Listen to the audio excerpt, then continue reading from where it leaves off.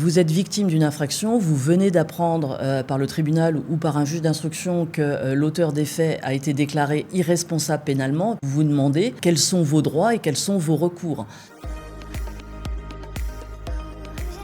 Bonjour, je m'appelle Chantal Faucachon, je suis avocat pénaliste et j'interviens dans les cas de figure où notamment une irresponsabilité pénale a été déclarée. L'irresponsabilité pénale, elle est prévue par le code pénal, c'est l'article 122-1. Elle prévoit qu'une personne est déclarée irresponsable pénalement quand au moment des faits, elle était atteinte d'un trouble psychique ou neuropsychique ayant aboli son discernement.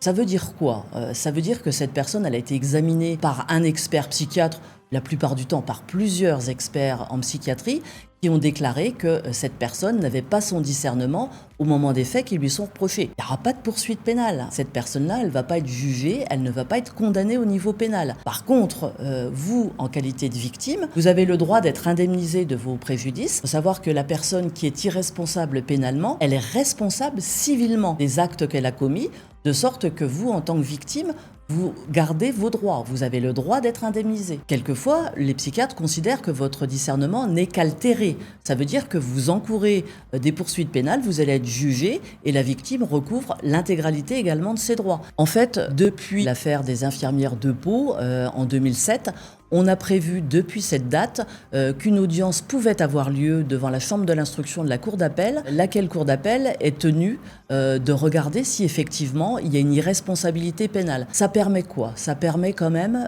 aux victimes d'assister à une forme de procès, même si l'auteur ne va pas être poursuivi pénalement, il y a quand même une audience sur laquelle les magistrats vont statuer sur cette irresponsabilité. Ça permet aux victimes d'avoir quand même cette audience, c'est important.